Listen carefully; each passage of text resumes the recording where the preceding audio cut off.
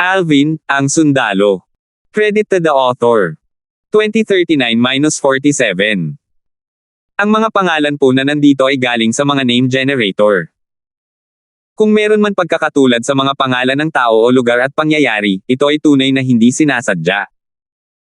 Ito ay kasing totoo ng aking makukuha, matigas na sabi ni Alvin nang marinig niyang muli ang tanong ni Brianna. Napakalamig ng boses niya na tila ba bumaba ng ilang degrees ang temperatura sa paligid.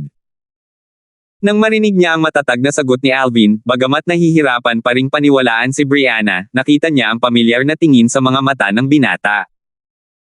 Nang ilabas niya ang kanyang nakababatang kapatid na babae mula sa lower province ng Dao Marshall Saintland, ang tingin ng binata ay katulad ng binata na ito. Now that she thought about it, parang iisang tao lang sila. Paano ka naging malakas? Napabuntong hininga si Brianna. Bagamat nahirapan pa rin siyang paniwalaan, wala siyang ibang magagawa kundi paniwalaan ito. Si Alvin na nakatayo noon ay naging napakalakas na nalampasan pa niya siya. Hindi mo negosyo kung paano ako naging malakas. Sinabi ko sa iyo. Pumunta ako dito para makita si Kelly at ang anak natin. Hindi ako nandito para makita ka. Nasaan sila? Tanong ni Alvin. Dahil wala ka rito para makita ako, bakit hindi mo sila direktang pinuntahan? Tanong ni Brianna.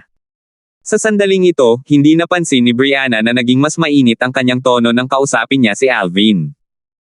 Hindi na ito kasing yabang ng dati.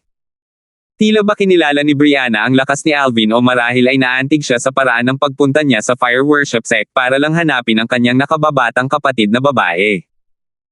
Ang pinakamahalaga, si Brianna na orihinal na napupuot kay Alvin ay biglang naramdaman na siya ay karapat-dapat sa kanyang kapatid. Dati, inakala niyang si Alvin ay isang pulaka at ganap na hindi karapat-dapat sa kanyang kapatid. Gayunpaman, pagkatapos masaksihan ni Brianna ang lakas ni Alvin, nagsimulang magbago ang kanyang mindset. Maging siya ay hindi pa rin ito napansin. Sa tingin mo, hahayaan ba akong makita ng enforcement hall si Kelly at ang anak natin dahil lang sa tanungin ko sila? Malamig na ngumiti si Alvin. Sa wakas ay naunawaan ni Brianna nang marinig niya ang kanyang mga salita. Iba ang kapatid niya sa kanya. Ang kanyang kapatid na babae ay nakagawa ng isang malubhang krimen sa fire worship sect. Ang kanyang katayuan ay kasalukuyang napakasensitibo. Kahit na ang Golden Flame Elder ay maaaring hindi makita ang kanyang kapatid, lalo pa si Alvin. Sa simula, kasama ko sila. Napabuntong hininga si Brianna. Nang ibalik ko si Lina, itinago ko siya sa aking tirahan hanggang sa ipanganak niya ang iyong anak. Lina. Nagtaas ng kilay si Alvin. Naisip niyang Lina ang ibang pangalan ni Kelly. Pinangalanan ni Lina ang iyong anak na Vilma, sabi ni Brianna habang nakatingin kay Alvin. Vilma. Ang kanyang mga salita ay naging sanhi ng pagkalito ni Alvin. Bumibilis ang tibok ng puso niya na para bang may kung ano. Pinangalanan ni Little Megan ang kanyang anak na Tristan. Pinangalanan ni Kelly ang kanyang anak na babae na Vilma. Bagamat magkaiba ang mga pangalan, iisa ang kahulugan. Ang ibig nilang sabihin ay na-miss nila si Alvin. Dahil nakahanap ka ng daan dito, ibig sabihin ay narinig mo na ang nangyari pagkatapos. Itinago ko sa lahat ang bagay ni Lina. Gayunpaman, sa huli, nalaman ito ni Rodora at pumunta siya sa enforcement hall para i-report ako. Nang banggitin ni Brianna si Rodora, kumislap ang kanyang mga mata. Kung hindi dahil kay Rodora, hindi sila makukulong ng kanyang kapatid sa enforcement hall.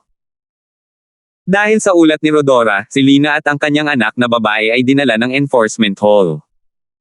Sa kabilang banda, hinanap ko ang aking Panginoon, si Guardian Heath.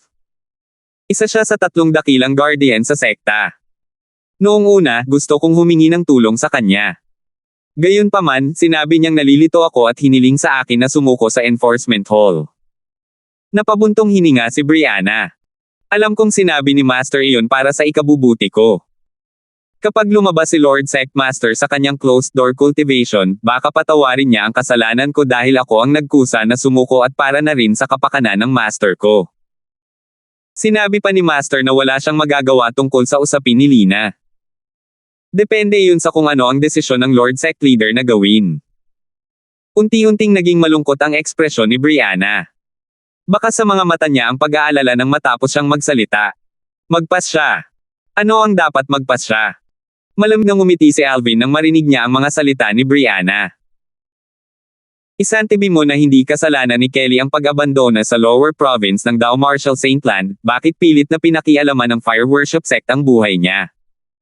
Nagmahalan kami at nagkaroon ng anak na babae. Ano ang kinalaman nito sa fire worship sect? Sino ang fire worship sect para diktahan nila ang buhay niya? Paano kung karapatan niya ang buhay niya o magdesisyon? Medyo nanginginig ang boses ni Alvin nang maabot niya ang dulo ng kanyang pangungusap. Halatang galit na galit siya.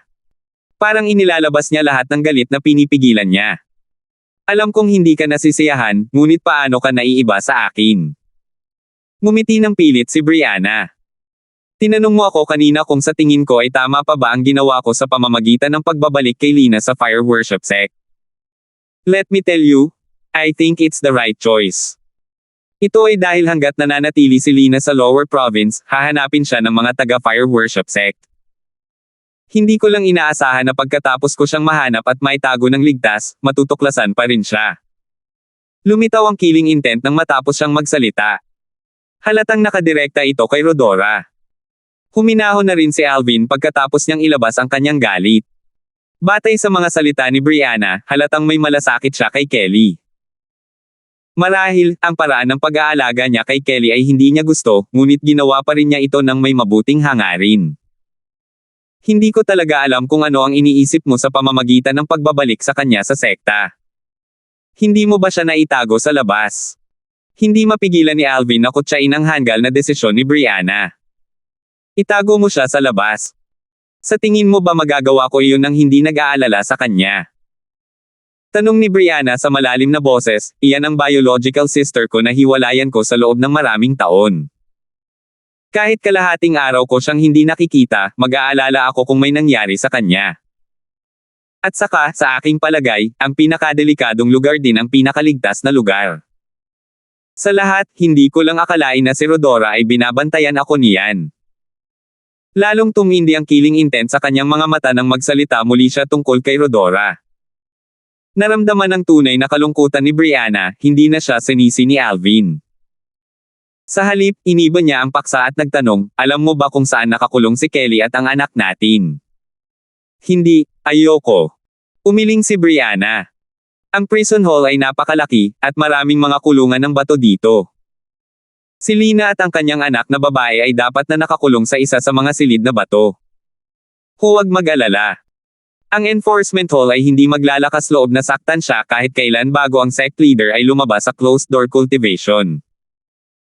Gayunpaman, kapag siya ay lumabas, natatakot ako na si Lina at ang kanyang anak na babae ay napuno ng sakit sa kanyang mga mata at panghihinayang. Kung magkakaroon ako ng pagkakataon na tapusin ang mga bagay-bagay, iiwan ko siya sa lower province. Bagamat sa tingin ko ito ay maling pagpipilian, at least siya at ang kanyang anak na babae ay maaaring gumugol ng mas maraming oras sa iyo bago maaga ng mga tao mula sa fire worship sect. Sa kasalukuyan, hindi pa rin alam kung magagawa mong muling makasama sila. Sa ilang mga punto, nagsimulang tumulo ang mga luha sa mukha ni Brianna. Parang hindi niya akalain na makakaligtas pa ang kapatid niya. Talagang makakapagsama tayong muli. Determinadong sumagot si Alvin. Talagang ililigtas ko si Kelly at ang anak natin bago lumabas ang sect leader ng fire worship sect sa closed-door cultivation. Kung may mangyari sa kanilang dalawa dahil sa sect leader, hindi ko lang siya papatayin, kundi sisirain ko rin ang pundasyon ng sekta gamit ang sarili kong mga kamay. Aalisin ko ito sa Dao Marshall Saintland at mananatili sa kasaysayan. Ang boses ni Alvin ay sobrang lamig. Magpapadala ito ng panginginig sa mga tinek ng mga nakikinig dito. Kung noon pa man, mararamdaman ni Brianna na labis ang pagpapahalaga ni Alvin sa kanyang sarili nang marinig niya ang mga salitang ito. Gayunpaman, ngayong nasaksihan na niya ang mga pagbabago sa kanyang lakas pagkalipas lamang ng ilang taon, hindi na siya nag-alinlangan sa mga salita nito. May ganoong potensyal si Alvin. Marahil, hindi basta-basta sasaktan ng sect leader si Lina kapag inilantad mo ang iyong lakas. Gayunpaman, iyon ay kung makapagpapakita ka ng lakas na matatakot sa iyo ang fire worship sect.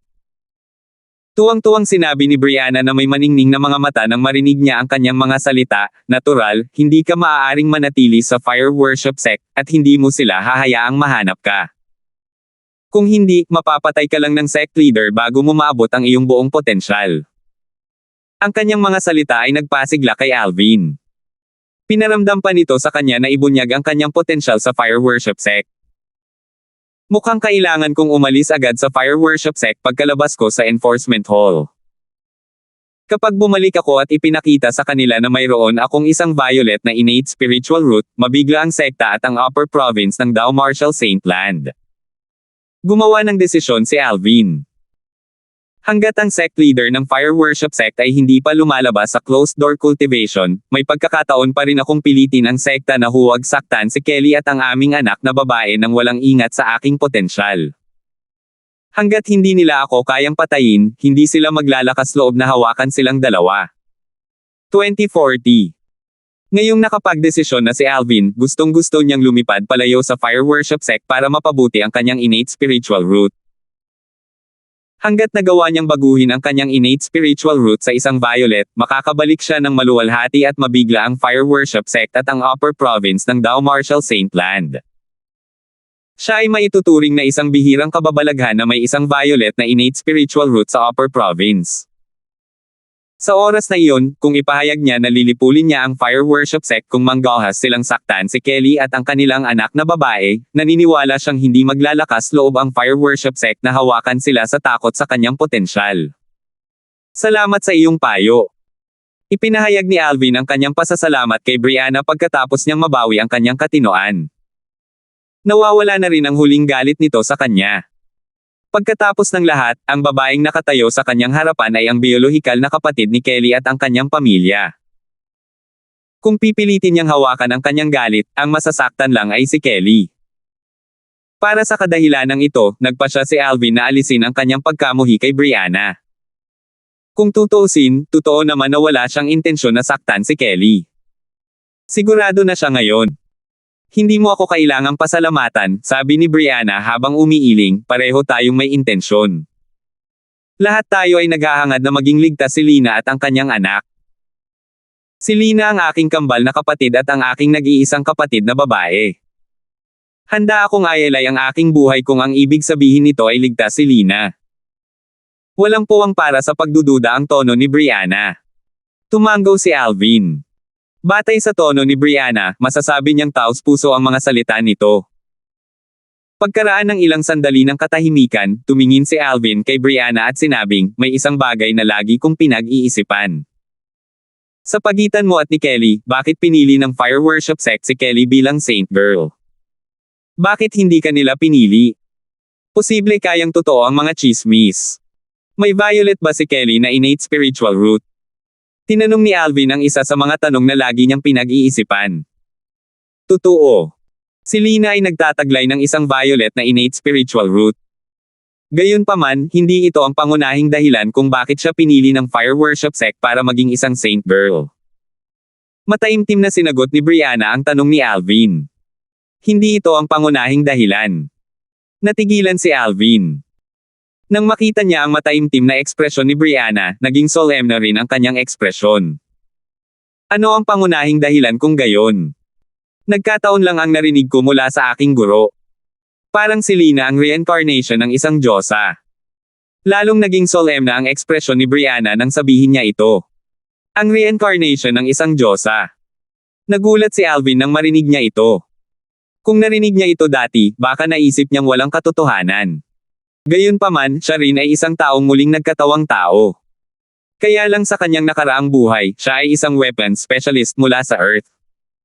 Hindi siya isang Diyos. Dahil dito, nang marinig niya ang mga salita ni Brianna, hindi niya naisip na imposible ito. Nabigla lang siya. Kelly. Ang reincarnation ng isang diyosa. Ito. Hindi alam ni Alvin kung ano pa ang sasabihin sa sandaling ito. Muli siyang tumingin kay Brianna at nagtanong, sigurado ka bang tama ang iyong narinig? Sinabi ng iyong amo, ang tagapangalaga ng fire worship sect, na si Kelly ay ang reincarnation ng isang diyosa. Iyan ang sabi ni Master. Natatakot ako na ang sect leader lang ang nakakaalam ng mga detalye ng bagay na ito, sagot ni Brianna. Hindi mahalaga kung si Kelly ay ang reincarnation ng isang diyosa o hindi. Siya ang aking babae. Matatag na sinabi ni Alvin habang kumikislap ang kanyang mga mata, paprotektahan ko ang aking babae. Kung ang fire worship sect ay manggahas na saktan siya, tiyak na lilipulin ko ang fire worship sect sa hinaharap. Sila ay magiging walang iba kundi ang kasaysayan sa Dow Marshall Saint Land. Pagkatapos noon, tumingin siya kay Brianna at sinabing, mayroon lang akong 15 minuto sa iyo. Malapit na matapos ang oras. Kung tatanungin ka ng Enforcement Halls Elder kung bakit gusto kitang makita, kailangan mong gumawa ng isang kwento para harapin siya. Hindi ko siya kailangang harapin. Hindi na bahala si Brianna nang marinig niya ang mga salita ni Alvin. Sino siya?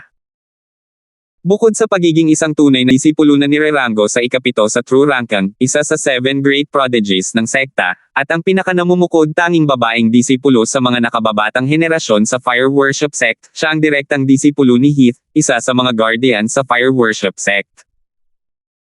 Ang isang Silver Flame Elder lamang na nagbabantay sa prison hall ay hindi kwalipikadong humingi ng paliwanag sa kanya. Nang marinig ang mayayabang na salita ni Brianna, saglit na natigilan si Alvin. Nang makabawi siya, ngumiti siya ng pilit. Nakalimutan ko na ang master mo ay si Guardian Heath, isa sa 3 dakilang guardian sa Fire Worship Sect. Mag-iingat ka. Oras na para umalis ako. Tumalikod na siya para umalis pagkatapos niyang magsalita. Bang! Bang!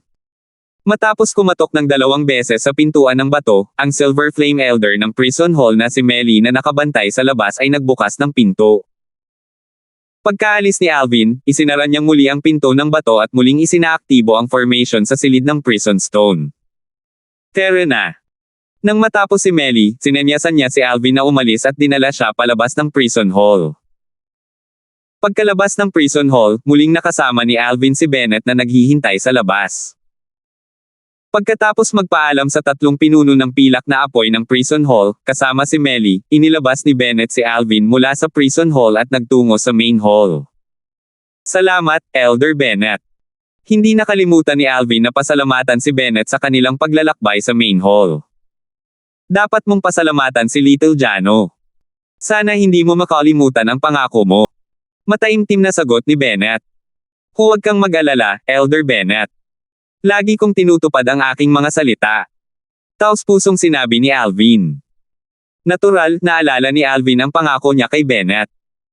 Nangako siyang putulin ang kanyang pagkakaibigan kay Jano sa publiko upang hindi niya idamay si Jano o ang Lantern dahil sa sarili niyang bagay. Dahil ibinigay niya kay Bennett ang kanyang mga salita, wala siyang balak na umatras. Bukod dito, ito ay isang paraan para magarantya niya ang kaligtasan ni Jano. Kung may nangyari kay Jano o sa Lantern, hindi niya mapapatawad ang sarili niya. Para maging ligtas, napagpasyahan niyang magkaroon ng public fallout kay Jano at putulin ang kanilang pagkakaibigan.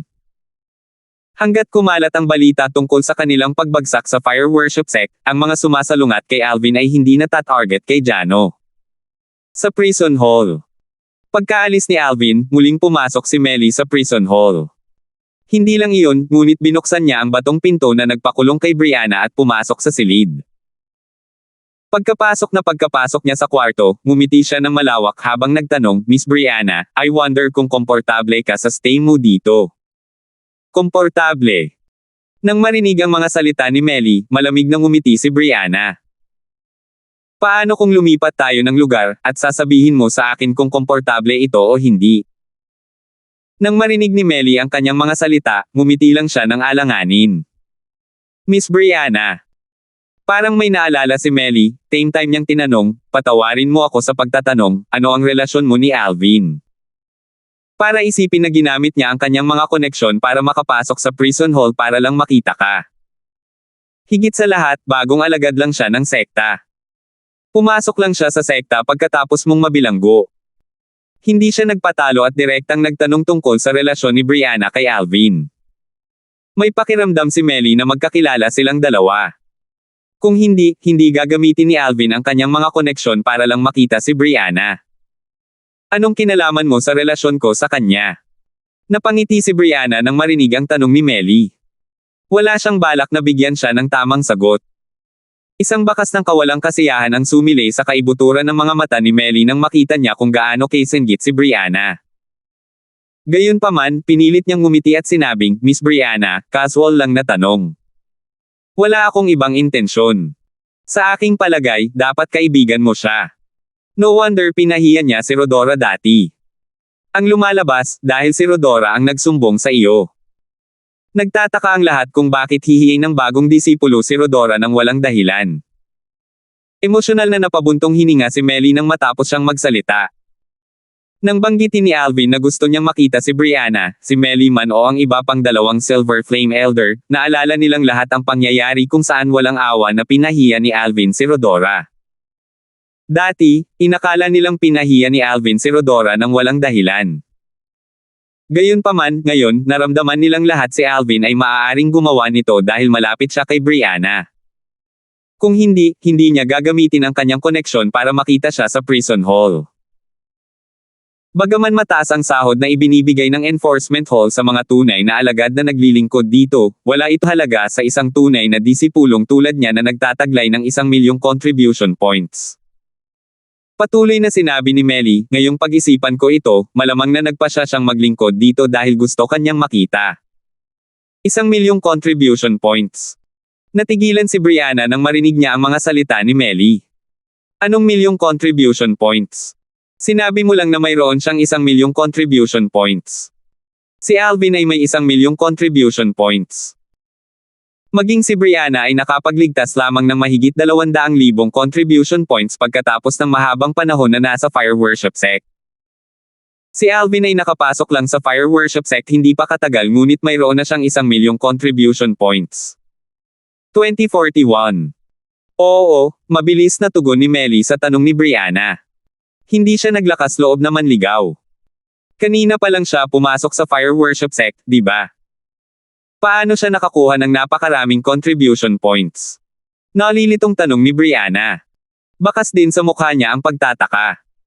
Sumagot si Melly, bagaman wala pang 1 taon mula nang pumasok siya sa sekta, halos lahat ng balita sa sekta na nagdulot ng kaguluhan ay may kinalaman sa kanya. Huminto siya sandali bago siya nagpatuloy sa pagsasabing, para sa 1,000,000 contribution points, nakuha niya ito sa Palace of Death noong una siyang dumating sa Saint Land. Halos lahat ng balita na nagdulot ng kaguluhan ay may kinalaman sa kanya. Natigilan si Brianna nang marinig niya ito. Lalo siyang naguluhan nang marinig niya ang ikalawang kalahati ng mga salita ni Melly. Ang palasyo ng kamatayan.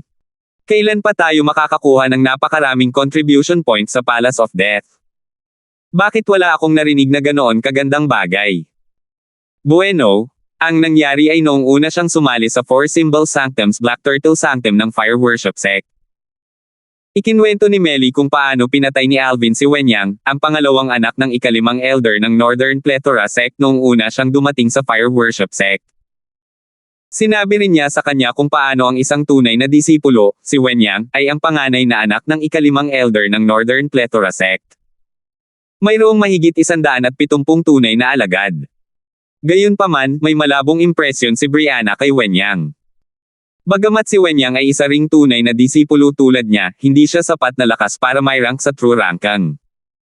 Dahil dito, hindi niya ito masyadong pinapansin. Natural lamang na ang isang tunay na disipulong tulad ni Wenyang ay hindi makatawag ng kanyang pansin. Si Wenyang talaga ang panganay na anak ng ikalimang elder ng Northern Plethora Sects. Nagulat si Brianna nang malaman niya ang tungkol dito. Hindi niya inaasahan na may tatago ito ni Wenyang ng maayos. Naturally, kahit na alam niya noon na si Wenyang ang panganay na anak ng ikalimang elder ng Northern Plethora Sect, hindi pa rin niya ito papansinin. Kung tutusin, in terms of strength and background, mas mababa siya sa kanya. Dahil sa dahilan kung bakit pinatay ni Alvin si Waldo, hinanap siya ni Wenyang pagdating niya sa Saint Land. Gayunpaman, agad siyang hinamon ni Alvin sa isang duel ng kamatayan.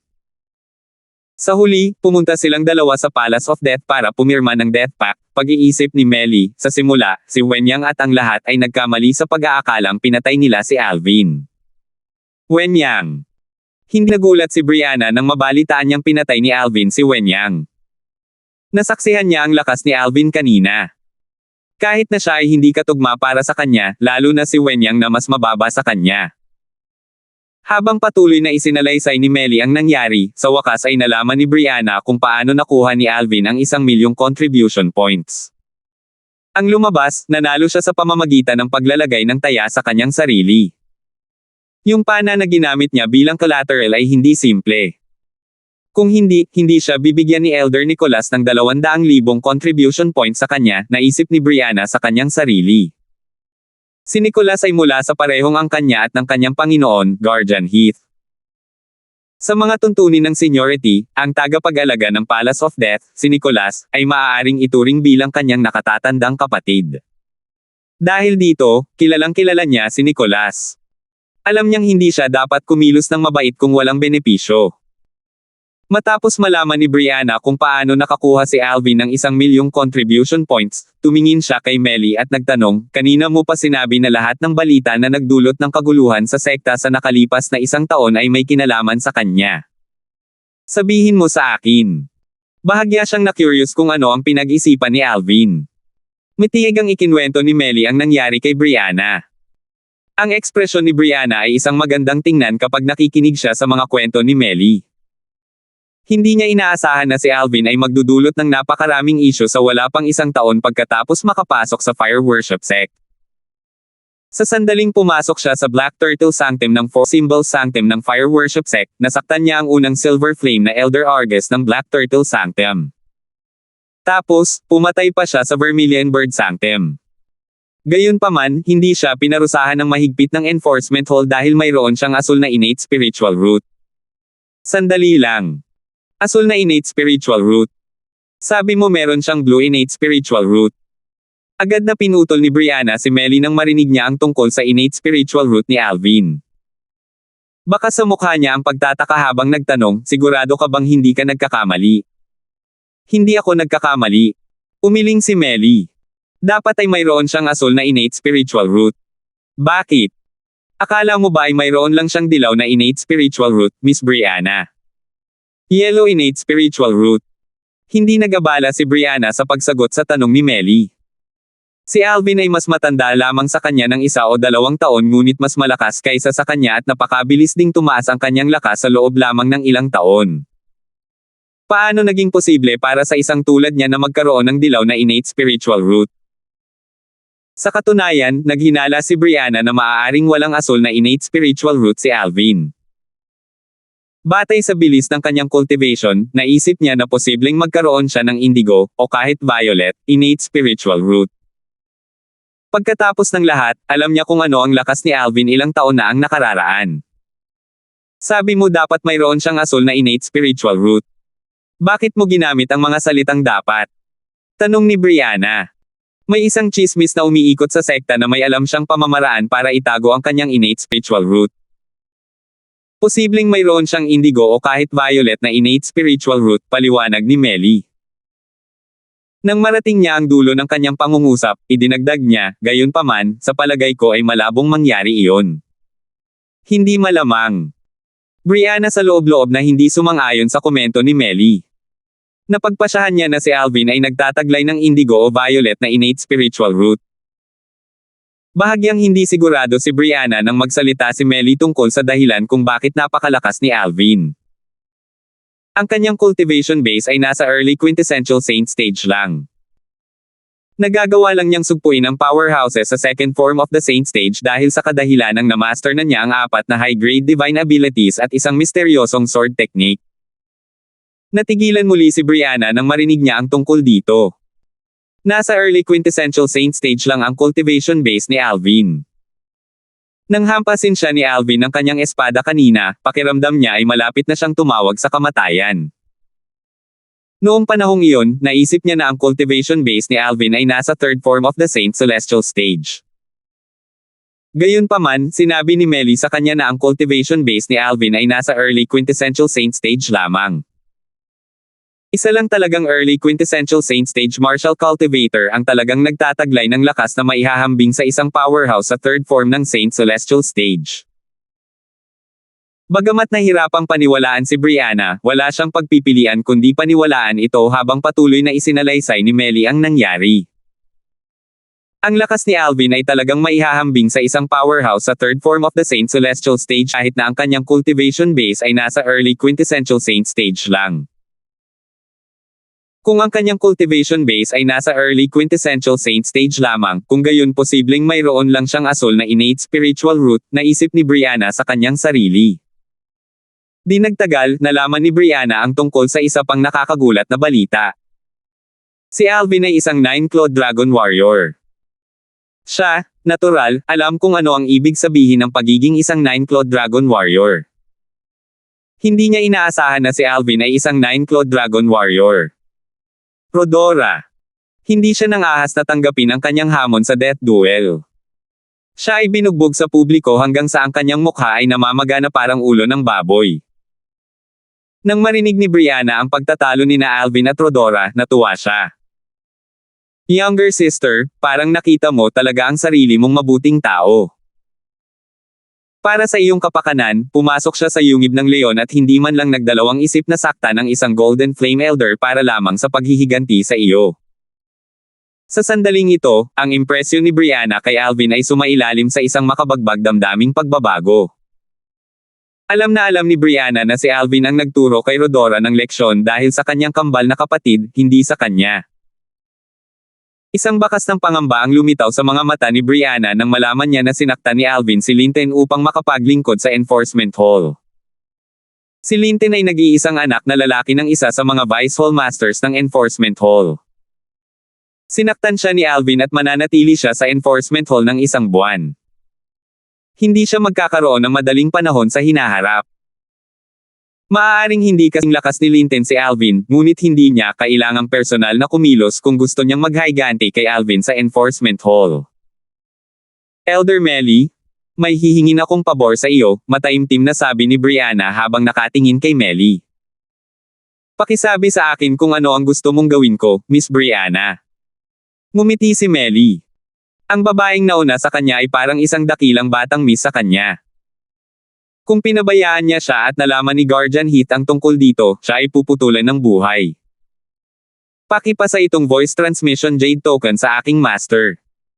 Kinuha ni Brianna ang isang voice transmission Jade token at pagkatapos na mailipat ang boses dito, ibinigay niya ito kay Melly. Sige. Matapos kunin ni Melly ang voice transmission Jade token, agad siyang pumayag sa kanyang kahilingan.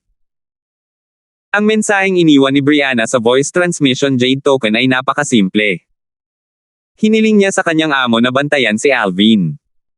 Natural, hindi ibinunyag ni Brianna na si Alvin ay kanyang bayaw. Sinabi lang niya na kaibigan niya ito noong nagsasanay siya sa labas.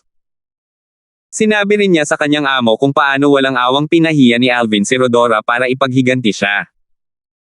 Nabanggit niya ito kaya mas gusto ng kanyang amo na bantayan si Alvin dahil pareho silang magkaaway. Tutal, kinasusuklaman din ng kanyang amo si Rodora na nagsumbong sa kanya. 2042. Bagamat kinasusuklaman ng amo ni Brianna si Rodora, hindi ito komportable para sa kanya na kumilos laban kay Rodora. Pagkatapos ng lahat, ang kanyang amo ay isa sa 3 dakilang Guardians of Fire Worship Sect. Kung kumilos siya laban sa disipulo ng Fire Worship Sect, magiging katatawanan lang siya kung may mabalitaan tungkol dito. Sa katunayan, ang Fire Worship Sect ay maaari ding maging katatawanan sa Upper Province ng Dao Marshall Saint Land kung ginawa niya iyon. Alvin, marami lang akong maitutulong sa iyo. Bulong ni Brianna sa sarili pagkatapos umalis si Melly na may dalang voice transmission Jade token. Habang umalis si Melly sa prison hall dala ang voice transmission Jade token na ibinigay sa kanya ni Brianna at naghanda na umalis sa enforcement hall, nakarating na sa wakas si Alvin sa main hall ng enforcement hall. Agad niyang pinuntahan si Jano pagdating niya. Naalala niya ang ipinangako niya kay Bennett. Junior brother Alvin, nagawa mo bang makita ang Saint Girl at ang kanyang anak? Hindi naiwasang magtanong ni Jano nang makita niya si Alvin. Hindi. Umiling si Alvin na may mapait na ngiti. Hindi sila nakakulong kasama si Brianna kaya Brianna lang ang nakita ko. Sayang naman. Napabuntong hininga si Jano at inaliw si Alvin nang marinig niya ang kanyang mga salita. Junior brother Alvin, babalik ako at hahanapin ko ang aking lolo sa tuhod sa tuhod. Titingnan ko kung mayroon akong magagawa para matulungan kang makilala ang Saint Girl at ang kanyang anak na babae. Salamat, Senior Brother Jano. Bagamat alam ni Alvin na hindi siya matutulungan ni Jano sa bagay na ito, nagpasalamat pa rin siya sa kanya. Kung tutuusin, alam niyang may mabuting hangarin si Jano. Nagbago ang ekspresyon ng mukha ni Alvin bago siya tuluyang nagngagot ang kanyang mga ngipin at sumigaw, Senior Brother Jano. Para bang nakapagdesisyon na siya. Natarante si Jano nang makita niya ang mataimtim na ekspresyon ni Alvin. Tinanong niya, Junior Brother Alvin, mayroon pa bang iba? Senior Brother Jano, kahit na hindi pa tayo magkakilala ng matagal, may tiwala sa pagitan natin. Hindi napigilan ni Jano na matawa nang makita niya si Alvin na nagsasalita ng may ganoong solemn na ekspresyon. Gayunpaman, tumigil siya sa pagtawa nang marinig niya ang susunod na pangungusap ni Alvin. Senior Brother Jano, simula ngayon, itigil na natin ang pagiging magkaibigan. Hindi makapaniwalang tumingin si Jano kay Alvin. Junior Brother Alvin. Ano ang ibig mong sabihin? Sa tingin mo ba hindi ako karapat-dapat na maging kaibigan mo? Nagsimulang magbago ang tono ni Jano habang nagsasalita siya. Siyempre hindi. Alam ni Alvin na hindi siya naiintindihan ni Jano. Mapait siyang ngumiti habang sinasabi, Senior Brother Jano, palagi kang magiging senior brother ko sa puso ko, at palagi kang magiging kaibigan ko. Gayunpaman, hindi ka nag-iisa. Kailangan mong isaalang-alang ang iyong pamilya. Kahit na mag-isa ka, gagawin ko pa rin ang parehong desisyon. Bagamat hindi pa ako nakakasama sa Fire Worship Sect, nakasakit ako ng masama sa mga tao ni Dong kamakailan. Vice Hall Masters ng Enforcement Hall kahit hindi ako natatakot sa kanya, ayaw kong idamay ka at ang pamilya mo. Taos puso ang mga salita ni Alvin. Si Lolo ba ang naglagay sa iyo para dito? Tanong ni Jano sa mahinang boses. Parang may naisip siya. Senior Brother Jano, kung ayaw kong gawin ito, walang makakapagbago ng isip ko. Ito ang desisyon ko. Palagi kong itatago sa puso ko ang pagkakaibigan natin at ang pagkakaibigan namin ni Malcolm, pero sa tingin ko, mas mabuti kung panatilihin natin ang distansya sa ngayon, seryosong sabi ni Alvin, ginagarantiya ko na balang araw, hindi ito magiging issue. Sa oras na iyon, maaari tayong mag-alala. Iba't ibang ekspresyon ang lumiwanag sa mukha ni Jano habang nagsasalita si Alvin. Ang pinakamasamang sitwasyon, aalis ako sa aking angkan. Nipatikip si Jano sa kanyang mga ngipin at nagpa siya na umalis sa lantern. Dahil dito, hindi na niya kailangang mag-alala tungkol sa pagdadawit sa lantern. Senior Brother Jano, huwag gawin iyan. Nagulat si Alvin nang marinig niya ito. Isang pahiwatig ng init ang bumalot sa kanyang puso. Hindi niya inaasahan na si Jano ay magpapasya na umalis sa lantern para sa kanyang kapakanan at para sa kanyang pamilya. Kinailangan ni Alvin na magkunwaring galit bago si Jano ay atubiling pumayag na makinig kay Alvin at gawin ang kanyang sinabi. Sa araw na iyon, kumalat ang nakakagulat na balita mula sa main hall ng Enforcement Hall. Nagkaroon ng away si Alvin sa kanyang mabuting kaibigan, si Jano. Hindi lamang iyon, ngunit nasugatan din niya si Jano. Pagkatapos noon, isang elder mula sa lantern na isa ring Silver Flame Elder sa Enforcement Hall ang nagturo kay Alvin ng leksyon. Mula noon, magkahiwalay na sina Alvin at Jano. Nagulat ang Fire Worship Sect. Si Senior Brother Alvin at Senior Brother Jano ay nagkaroon ng fallout. Bakit? Hindi ba sila close? Bakit bigla silang nag-fallout? Maraming mga alagad ng Saintland ang natarante nang marinig nila ang balita. Si Brother Jano at Junior Brother Alvin. Nagkaroon ng fallout. Si Malcolm ay labis na naapektuhan ng balita. Mas matagal niyang kilala si Alvin kaysa sa kanyang pinsan. Siya ang nagpakilala sa kanila pagkatapos ng lahat. Batay sa kanyang impresyon kay Alvin, alam niyang si Alvin ay hindi isang taong maghahanap lang ng gulo. Hindi kaya nagkamali ang pinsan niyang kapatid. Nakaramdam ng pagkabalisa si Malcolm. Nais niyang nasa enforcement hall din siya para matulungan niya sina Alvin at Jano na magkasundo.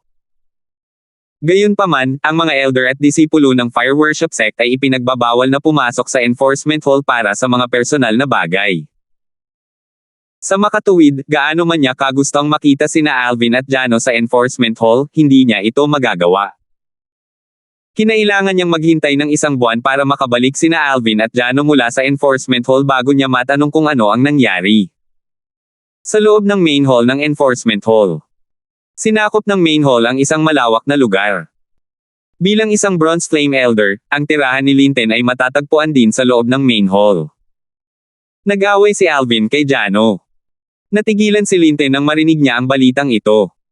Tapos, ngumisi siya. Alvin, loner ka talaga. Nagkaroon ka ng isang kaibigan pero nakipag-fallout ka pa sa kanya. Sayang at hindi ka pinarusahan ng malupit ni Elder Bennett. Gayunpaman, dahil hindi kanya pinarusahan ng malupit ay hindi nangangahulugang gagawin ko rin ito. Umalis si Linten sa kanyang tirahan pagkatapos niyang maisip ito. Sa silangang bahagi ng enforcement hall ay naroon ang ipinagbabawal na lugar ng enforcement hall. Dito karaniwang naglilinang ang hallmaster ang ilang vice hallmasters. Hindi makapasok ang isa sa lugar na ito nang walang wastong dahilan. Gayunpaman, si Linten ay isang pagbubukod dito. Ito ay dahil nag-iisang anak siya ng isa sa mga vice hallmasters, si Jeremy. Walang nagsasalita kahit na madalas siyang lumabas-labas sa lugar. Sa isang tahimik na lambak ng bundok, kunin ng mga ibon, at namumukadkad ang mga bulaklak. Naririnig din ng isa ang mahinang tunog ng talon. May mansion sa lupa malapit sa talon. Napakatahimik ng buong lugar. Hu! Ang tunog ng sipol ng hangin ay nagpahiwatig ng pagdating ni Linten sa harap ng mansyon. Young Master. Isang figure ang lumitaw sa harap ni Linten nang makarating siya sa harap ng mansyon. Ang figure ay pag-aari ng isang matandang nakasuot ng simpleng damit. Ang matanda ay kasing payat ng sanga ng puno. Elder Yang, magalang na hinarap ni Linten ang matanda sa kabila ng kanyang simpleng hitsura. Ang matanda ay katulong ng kanyang ama. Gayunpaman, alam niyang hindi mas mababa ang lakas ng matanda sa kanyang ama. Siguradong makukuha niya ang posisyon ng Golden Flame Elder kung sasali siya sa Fire Worship Sect. Young Master, nandito ka ba para hanapin si Master? Tanong ng matanda na medyo paus ang boses. Para bang nasa huling hininga na siya. Oo. Tumanggaw si Linten habang may bakas ng puot sa kanyang mga mata. Si Jeremy Dong ay isa sa mga Vice Hallmasters ng Enforcement Hall. Siya ay may hitsura ng isang nasa katanghaliang gulang na lalaki, at siya ay may malakas na pangatawan. Para siyang bakal na tore habang nakatayo sa likod bahay ng mansyon. Ama. Si Linten na dinala ni Elder Yang sa likod bahay ay yumuko nang may paggalang nang makita si Jeremy. Si Jeremy ay medyo mahigpit sa kanyang anak. Bagamat mahal na mahal niya ang kanyang anak, pinilit niyang maging mahigpit dito para hindi siya ma-spoil. Natatakot siya na kung labis niyang iibigin ang kanyang anak, matumal ang kanyang anak sa kanyang paglilinang. Hindi yun isang bagay na gusto niyang makita. Sa mundong ito kung saan ang pinakamalakas lamang ang nakaligtas, ang mga malalakas ang namuno. Bago pumasok si Jeremy sa 7th form of the Saint Celestial Stage, maaaring mamatay siya. Sa oras na iyon, hindi niya magagawang protektahan ang kanyang anak. Pare. Ako. Nagsimulang magsalita si Linten. Gayunpaman, bago pa siya makatapos, nagambala siya ni Jeremy. Pumunta ka ngayon dahil gusto mong utusan ko ang isang tao na turuan ng leksyon si Alvin. Walang pakialam na tanong ni Jeremy. Ang kanyang mga mata ay tila may kakayahang makita ang lahat. Oo. Kinagat ni Linten ang kanyang mga ngipin at tumango. Bilang iyong ama, umaasa ako na magagawa mong lutisin ang bagay na ito ng mag-isa. Gayunpaman, narinig ko na ang batang iyon, si Alvin, ay may maraming panlilinlang sa kanyang manggas, at sadyang hindi ka makakapantay sa kanya.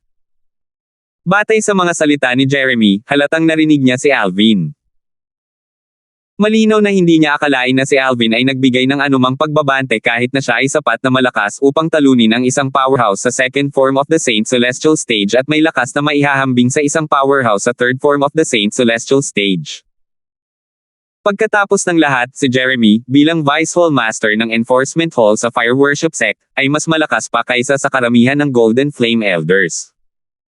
Mayroon na siyang isang paa sa 6th form of the Saint Celestial Stage. Kahit na ang isang powerhouse sa 4th form of the Saint Celestial Stage ay wala sa kanyang paningin, lalo pa ang isang tao na ang lakas ay maihahambing sa isang powerhouse sa 3rd form of the Saint Celestial Stage. 2043. Wala akong silbi. Pinahiya kita, ama.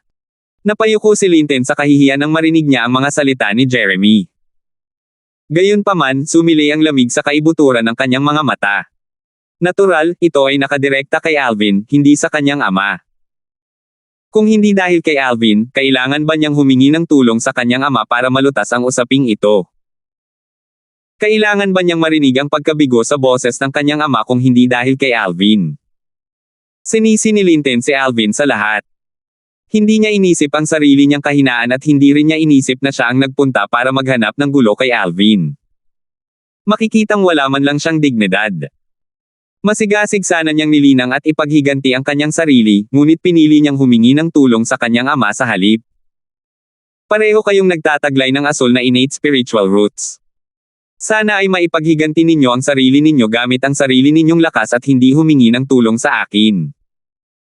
Mataimtim na tiningnan ni Jeremy si Linton at sinabing, minsan lang, hihilingin ko kay Elder Yang na kausapin si Devon.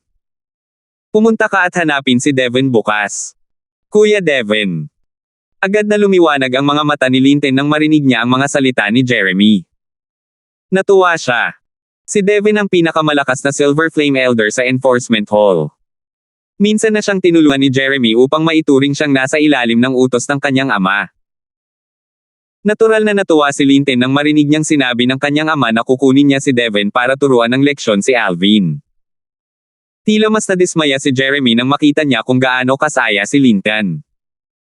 Umiling siya nang tumalikod na siya papasok sa mansyon. Bagamat nabigo siya, wala siyang magagawa. Hindi alintana kung ang kanyang anak ay may kakayahan o hindi, ang kanyang anak ang pinakamahalagang tao sa kanyang buhay. Natural, hindi niya matiis kapag may ibang nang-aapi sa kanyang anak. Gayunpaman, hindi nalampasan ni Alvin ang ilalim ng hiyain niya ang kanyang anak. Kaya naman, hindi maginhawa para sa kanya na kumilos laban sa kanya. Mag-iingat ka, ama. Magalang na sabi ni Linton nang manumbalik ang kanyang katinoan at makitang papaalis na ang kanyang ama. Kuya Yang, alis muna ako. Bukas, hahanapin ko si Elder Devon. Mangyaring tandaan na makita si Elder Devon ngayon. Paalala ni Linton kay Elder Yang. Pupuntahan ko siya ngayon. Tumango si Linton bilang kasiyahan pagkatapos niyang marinig ang sagot ni Elder Yang. Napabuntong hininga si Elder Yang habang tinitingnan ang papaalis na figure ni Linton. Bulong niya sa sarili, hindi ko masisisi si Master sa pagkadismaya sa kinikilos ng Young Master na ito. Natural, hindi alam ni Alvin na pumunta si Linton para humingi ng tulong sa kanyang ama, si Jeremy, isa sa mga Vice Hall Masters ng Enforcement Hall. Sa kasalukuyan, nakatuon si Alvin sa paglilinang sa ika-4 na antas ng Seven Treasures Exquisite Pagoda. Ang kanyang layunin ay makapasok sa Intermediate Exemplary Saint Stage. Sa oras na iyon, kaya niyang talunin ang isang ordinaryong powerhouse sa second form of the Saint Celestial Stage nang hindi man lang gumagamit ng Jasper Celestial Sword. Gayunpaman, ang mga mahuhusay na powerhouse sa ikalawang anyo ng Saint Celestial Stage tulad ni Rodora ay hindi mga taong makakaharap niya nang walang tulong ng Jasper Celestial Sword kahit na matapos niyang makapasok sa Intermediate Exemplary Saint Stage, lalo pa ang mga nasa parehong antas ni Brianna. Malawak ang pagkakaiba ng lakas sa pagitan ng mga powerhouse sa second form Saint Celestial Stage. May mga powerhouse tulad ni Brianna na sapat na malakas para may rank sa Supreme Saint Ranking, at may mga powerhouse na hindi man lang kwalipikado tulad ni Rodora at Jano. Pagkatapos makapasok sa Intermediate Exemplary Saint Stage, dapat kong talunin si Senior Brother Jano nang hindi gumagamit ng Jasper Celestial Sword. Kapag nakapasok na ako sa Mastery Saint Stage, dapat kong talunin si Rodora nang hindi gumagamit ng Jasper Celestial Sword. Naisip ni Alvin sa kanyang sarili, pero sa mga taong tulad ni Brianna, natatakot ako na kailangan kong makapasok sa tuktok ng huwarang Saint Stage para talunin siya nang wala ang Jasper Celestial Sword.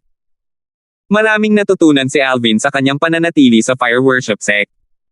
Kabilang sa mga bagay na natutunan niya ay ang lakas ng mga powerhouse sa ikalawang anyo ng Saint Celestial Stage. Hindi man lang maituturing na si Brianna ang pinakamalakas sa mga nasa second form Saint Celestial Stage. Kung gusto kong talunin ang mga powerhouse na iyon sa peak ng second form of the Saint Celestial Stage nang hindi gumagamit ng Jasper Celestial Sword, ang aking cultivation base ay kailangang nasa intermediate quintessential Saint Stage man lang. Alam na alam ni Alvin ang sarili niyang lakas. Bagamat lahat sila ay nasa ikalawang anyo ng Saint Celestial Stage, ang mga nasa tuktok ng ikalawang anyo ng Saint Celestial Stage ay mas malakas. Malaki ang pagkakaiba sa pagitan ng lahat ng siyam na anyo ng Street Celestial Stage. Ito ay maihahambing sa pagkakaiba sa pagitan ng isang powerhouse sa Exemplary Saint Stage at isang powerhouse sa Quintessential Saint Stage o isang powerhouse sa Divine Saint Stage at isang powerhouse sa Exemplary Saint Stage. Dahil dito, masigasig na nagel-inang si Alvin. Alam niyang kailangan niyang pagbutihin ang kanyang cultivation base sa pinakamabilis niyang makakaya kung gusto niyang iligtas si Kelly at ang kanilang anak na babae. Kailangan niyang maging sapat ang lakas para iligtas sila bago lumabas ang sect leader ng fire worship sa closed-door cultivation. Sino ang nakakaalam kung ano ang mangyayari kapag siya ay lumabas sa closed-door cultivation? Mabilis na lumipas ang isang araw. Para kay Alvin, ang isang araw sa labas ay katumbas ng 5 araw sa ika-4 na antas ng 7 Treasures Exquisite Pagoda. Nagpatuloy siya sa paglilinang habang ang kanyang cultivation base ay papalapit ng papalapit sa Intermediate Exemplary Saint Stage. Habang inihanda ni Alvin ang kanyang sarili na umalis sa kanyang tirahan sa main hall at magulat para sa tungkulin, ang isang napakagulong mukhang Luis ay nasa isang hindi alam at madilim na lokasyon. Tama yan. Ito ay si Luis, ang dating Palace Master ng Mystical Sky Mansion's Heaven Palace, isang quasi-third-rate na puwersa sa lower province ng Dao Martial Saint Land. Dati, nilinang niya ang Devouring Dark Devil technique at ipinatapon ng mga tao mula sa lower province ng Dao Martial Saint Land. Kahit papaano, sinundan niya si Alvin sa upper province ng Dao Martial Saint Land at sumali sa isa sa 3 dakilang sekta, ang Fire Worship Sect. Sumali siya sa White Tiger Sanctum. Dati, bago pumasok si Alvin sa Saint Land ng Fire Worship Sect, humingi siya ng tulong sa Black Turtle Sanctum's Enforcement Elder Bruce para ipadala si Luis pabalik sa lower province gamit ang Inter-Province Transportation Formation. Hiniling ni Alvin kay Luis na bumalik sa lower province ng Dao Martial Saint Land upang bigyan ng babala ang Azure Cloud Mansion.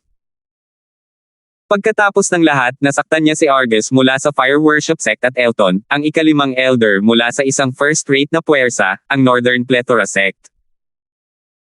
Dahil inilantad niya ang kanyang pagkakakilanlan bilang isang 9-clawed dragon warrior, posibleng malaman nina Argus at Elton na siya ay mula sa lower province. Kung nagpadala si Argus o Elton ng isang tao upang mag-imbestiga sa kanya sa lower province, madali nilang malalaman ang kanyang background. Ang pangalan ni Alvin ay sikat sa lower province. Hindi magiging mahirap para kay Argus o Elton na malaman na siya ay mula sa quasi-third-rate na puwersa, ang Azure Cloud Mansion. Kung nangyari iyon, sasakupan ng Azure Cloud Mansion. Dahil dito, hiniling ni Alvin kay Luis na pumunta sa Azure Cloud Mansion sa lower province ng Dao Martial Saint Land upang bigyan sila ng babala sa paparating na panganib. Naniniwala si Alvin na kung malalaman ito ng kanyang ama, makakagawa siya ng mga kinakailangang pagsasaayos upang maiwasan ang panganib.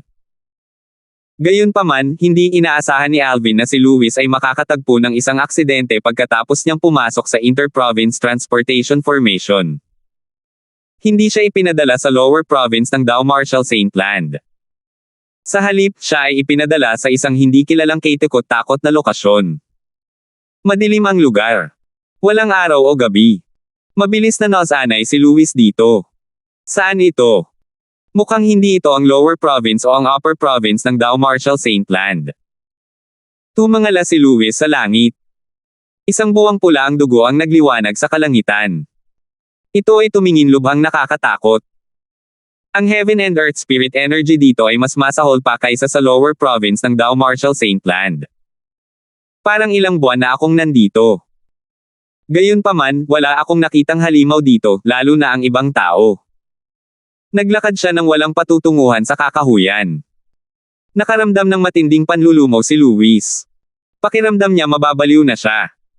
Dahil walang araw o gabi, hindi alam ni Luis kung gaano na siya katagal dito. Gayunpaman, naramdaman niya na tila isang mahabang panahon ang lumipas. Natural, si Luis ay matagal nang hindi nakapunta roon. Dahil sa kakilakilabot na lugar at kawalan ng mga buhay na bagay, natural lang na naramdaman niyang matagal na siyang nandito. Pagod na siya sa lugar na ito, ngunit hindi niya alam kung paano babalik. Ano ang nangyari sa Inter-Province Transportation Formation? Bakit ako ipinadala sa impyernong ito? Saan ito? Si Luis ay labis na nadismaya. Nasa bingit siya ng pagkasira. Gayunpaman, pilit niyang kinalma ang sarili at sinimulang pagmasdan ang paligid. Pagkaraan ng ilang sandali, natuklasan ni Luis na siya ay naglalakad ng walang katapusan sa parehong lugar na tila siya ay nakulong sa isang loop. Illusory formation. Nagulat si Luis. Huminto siya sa paggalaw dahil alam niyang wala itong kabuluhan. Sa iisang lugar lang siya mapupunta. Mukhang napansin mo na sa wakas. Sa sandaling tumigil si Luis sa paggalaw, umalangaw-ngaw ang nakakatakot na tawa sa hangin. 2044. Habang umalangaw-ngaw sa hangin ang nakakatakot na boses, dalawang halimaw na mukhang minotaur na may itim na ambon na nakapaligid sa kanila ang lumitaw sa harap ni Luis. Kasabay nito, natuklasan ni Luis na bukod sa madilim na kalangitan at pulang dugo na buwan ang nagliliwanag dito, ang mga patay na puno sa kanyang paligid ay nawala. Nasa isang lambak siya. Ang dalawang halimaw ay nakatayo sa hangin sa harapan niya, at sila ay nanlilisik sa kanya gamit ang kanilang mga pulang mata. Ikaw. Sino ka? Nang makita ni Luis ang dalawang halimaw, nakaramdam ng panginginig ang kanyang gulugod. Naglabas ng delikadong vibe ang dalawang halimaw. Bukod dito, ang devil chi sa kanilang mga katawan ay mas dalisay kaysa sa kanya kahit na siya ay isang devil cultivator. Tao. Nagkatinginan ang dalawang halimaw sa gulat nang marinig nilang nagsalita si Luis. Titinanong niya tayo kung sino tayo. Tuwang-tuwang sabi ng isa sa mga halimaw. Oo. Excited na rin ang ibang halimaw. Kapag ginawa ko ang sining ng alindog, natuklasan ko na ang devil chi sa kanyang katawan ay hindi dalisay. Sa katunayan, siya ay tao. Bakit lilito ang isang tao sa exiled realm? Siya kaya ay mula sa maalamat na Saint Province Realm. Ayon sa mga sinaunang alamat, bukod sa Devata Realms at sa iba pang mundo, tanging ang Saint Province Realm sa tabi ng exiled realm natin ang may mga tao. Gayunpaman, wala bang space barrier sa pagitan ng exiled realm at Saint Province Realm? Ang mga powerhouse mula sa exiled realm ay pinangarap na masira ang hadlang sa loob ng daan-daang libong taon ngunit hindi sila nagtagumpay. Maaaring ang taong ito ay nakadiscover ng isang punit sa space barrier at nagmula sa Saint Province Realm. Ang dalawang halimaw na mukhang minotaur ay nag-usap sa kanilang mga sarili na parang walang ibang naruroon. Ang kanilang mga salita ay nakalilito kay Luis. Narinig na niya ang tungkol sa Devata Realms at sa makamundong kaharian. Gayunpaman, hindi pa niya narinig ang tungkol sa Exiled Realm o Saint Province Realm. Mahinang mahulaan niya ang Saint Province Realm na binanggit ng mga minotaur na tinutukoy ang Dao Martial Saint Land. Hindi pa niya narinig ang tungkol sa Exiled Realm sa Dao Martial Saint Land. Huminga ng malalim si Luis at nag-ipon ng lakas ng loob bago siya nagtanong, hindi ka tao. Ano ka ba? Na-curious siya kung tutuusin. Batay sa kanilang mga salita, hindi sila tao. Hindi inakala ni Luis na sila ay mga Saint Beast. Ang mga Saint Beast ay karaniwang nasa kanilang anyo ng hayop o anyo ng tao. Hindi sila mapupunta sa kakaibang estado. First time niyang makita ang mga halimaw na mukhang minotaur na ito.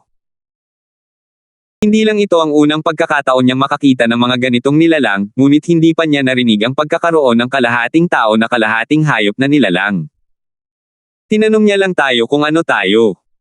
Nagsimulang mag-usap muli ang mga halimaw. Hindi ba niya narinig ang tungkol sa mga demonyo? Posible yan. Kung hindi, alam niyang demonyo tayo. Kung hindi man lang niya masabi na kami ay mga demonyo, tiyak na hindi niya alam na kami ay mula sa Ox Devil Clan. Sigurado yan. Narinig ni Luis ang mga salita ng mga halimaw at agad na nagbago ang kanyang ekspresyon. Mga demonyo. Galing ka sa Devil Clan. Si Luis ay parang nakakita ng multo. Sabi niya, kung ikaw ay mula sa Devil Clan. Kung gayon, ang lugar na ito ay dapat ang Land of Exile na binabanggit ng mga tao sa mga alamat sa Dao Martial Saint Land. Nalaman lamang ni Lewis ang tungkol sa Land of Exile noong siya ay nasa White Tiger Sanctum ng Four Symbol Sanctums ng Fire Worship Sect. Bukod sa paglilinang, mahilig siyang magbasa ng mga sinaunang aklat. Habang siya ay nasa White Tiger Sanctum, minsan ay nabasa niya ang isang napakatandang libro tungkol sa Land of Exile. Ayon sa alamat, nagkaroon minsan ng isang mahusay na digmaang dyablo ng tao na nangyari sa Dao Marshall Saint Land noon pa man. Mayroong lahat ng uri ng devil clans na sumalakay sa Dao Marshall Saint Land noong panahong iyon. Ang panahong iyon ay kilala bilang panahon ng dyablo ng tao. Ang Land of Exile ay kung saan nagmula ang devil clans.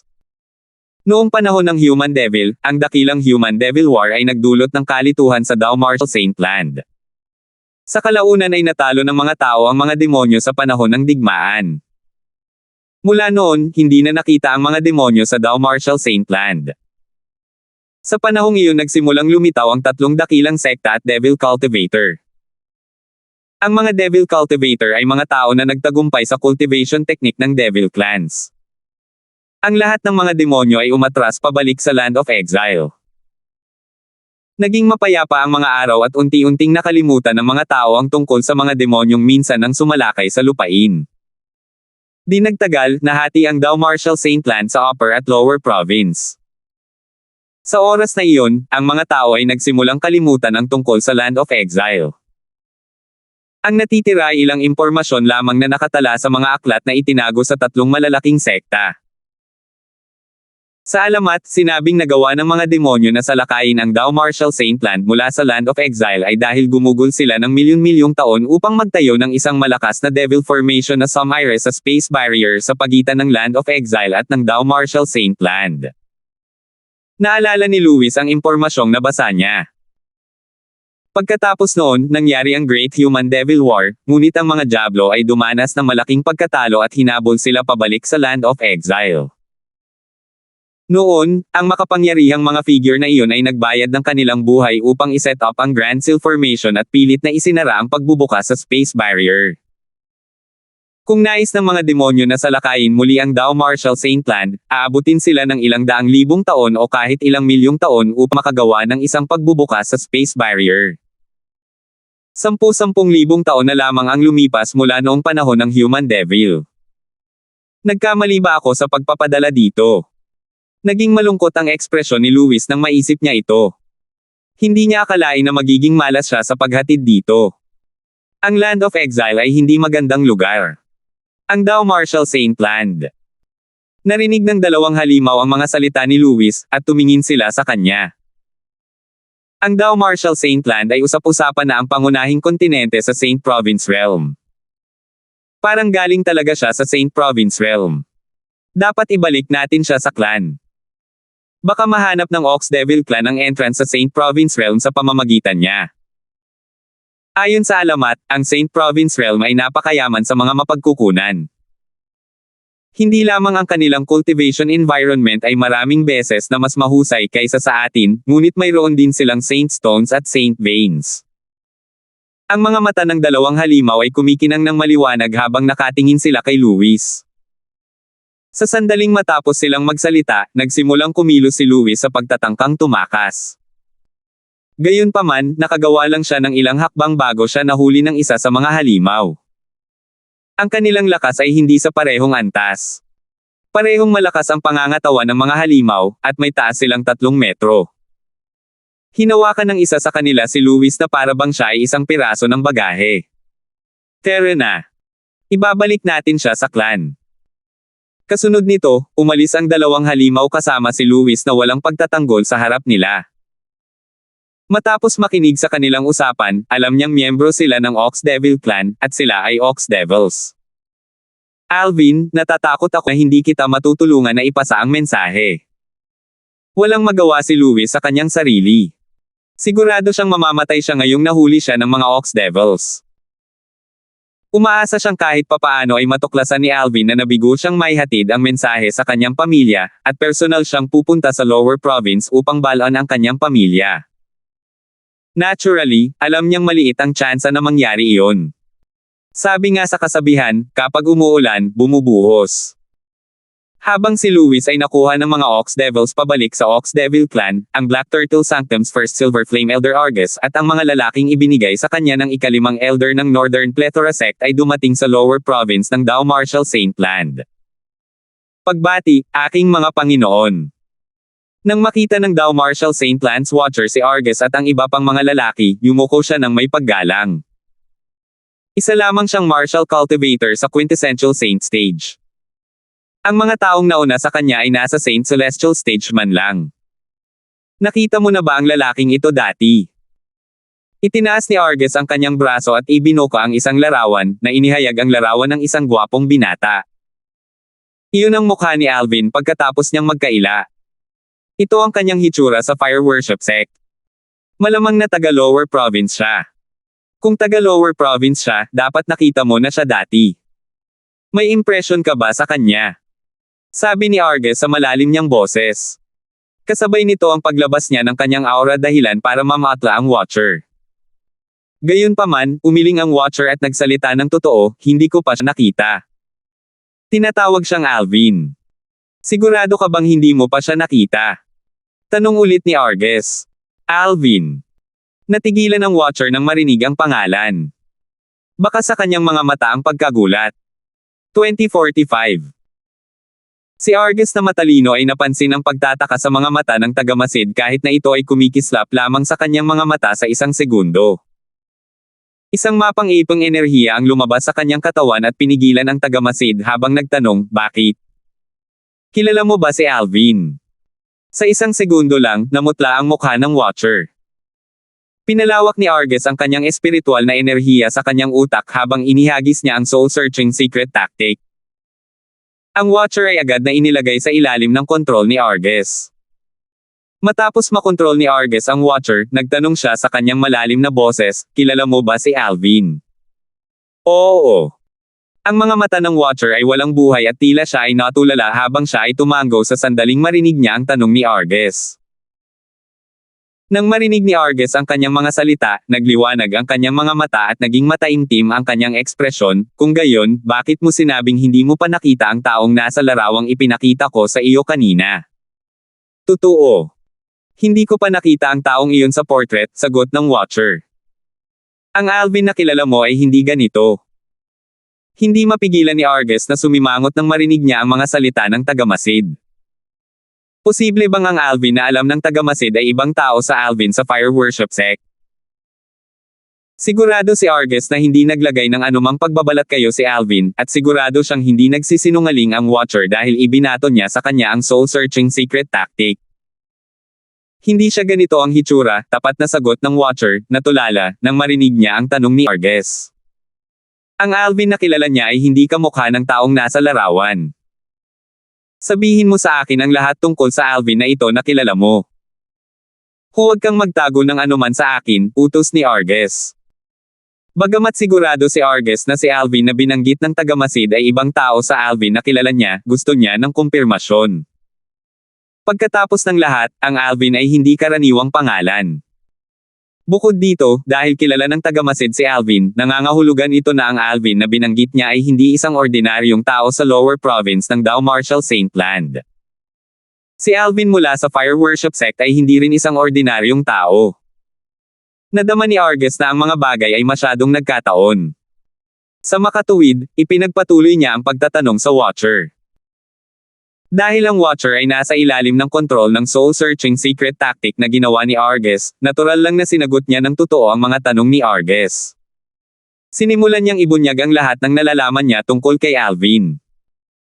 Mula sa mga salita ng tagamasid, nalaman ni Argus na ang Alvin mula sa lower province ng Dao Martial Saint Land ay isang tunay na henyo. Gayunpaman, limitado lamang iyon sa lower province.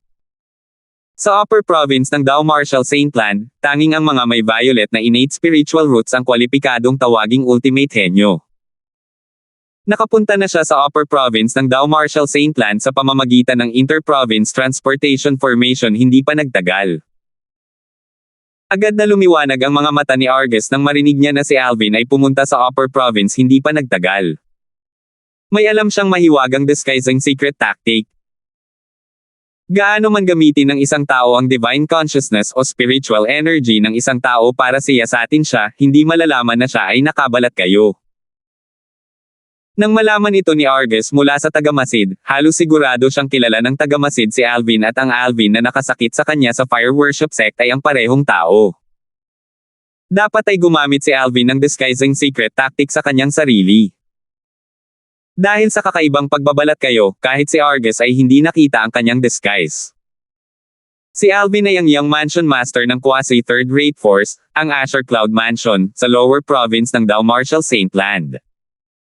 Malamig na nagningning ang mga mata ni Argus nang masigurado niyang parehong tao si Alvin. Hindi ba ito nangangahulugan na ang kanyang pamilya ay nasa Asher Cloud Mansion? Saan matatagpuan ang Asher Cloud Mansion? Sabik na tanong ni Argus habang nakatingin sa Watcher.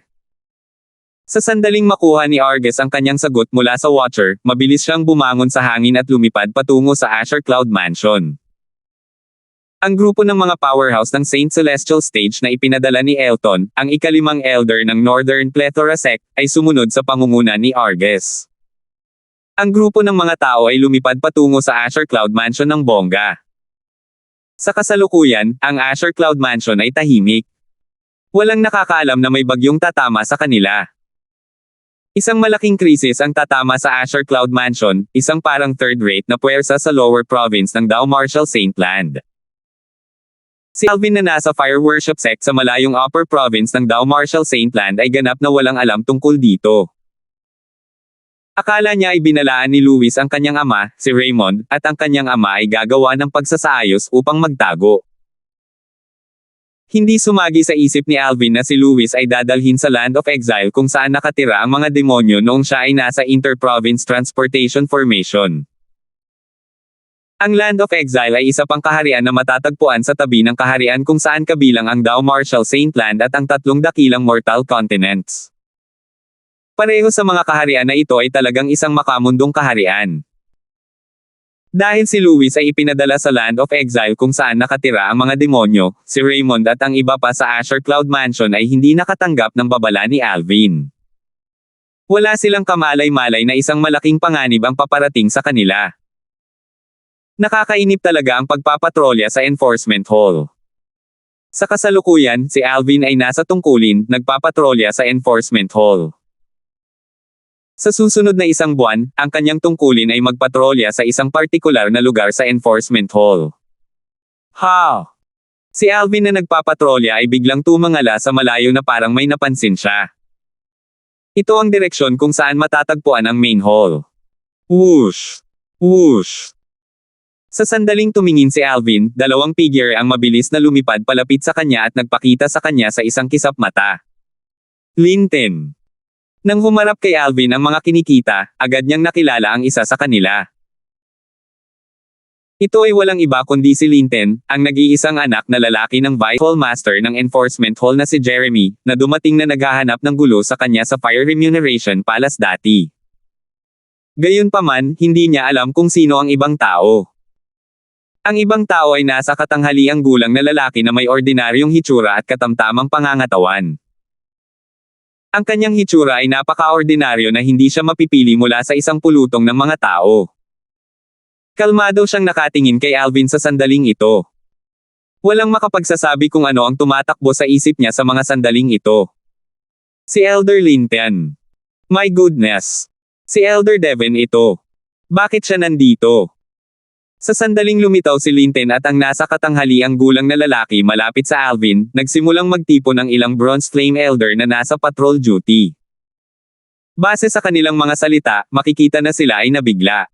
Si Kuya Devin. Napataas ang isang kilay ni Alvin nang marinig niya ang kanilang mga salita. Hindi siya pamilyar sa pangalang Devin. Nang maputol niya ang kanyang pakikipagkaibigan kay Jano, binanggit ni Jano ang taong ito. Si Devin ay isang elite powerhouse sa mga Silver Flame Elder ng Fire Worship Sect. Sa mga Silver Flame Elders, ang kanyang lakas ay maaaring may rank sa nangungunang tatlo.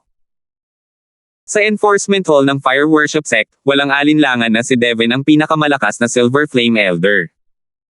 Siya ang unang Silver Flame Elder ng Enforcement Hall. Bahagyang natigilan si Alvin nang malaman niyang ang lalaking nakatayo sa tabi ni Linton ay si Devon. Hindi sumagi sa isip niya na makukuha ni Linton ang napakalakas na elder ng Enforcement Hall para tulungan siya. Upang maging mas tumpak, hindi niya akalain na ang ama ni Linton ay napaka-impluwensyang kaya niyang makakuha ng isang napakalakas na tutulong kay Linton.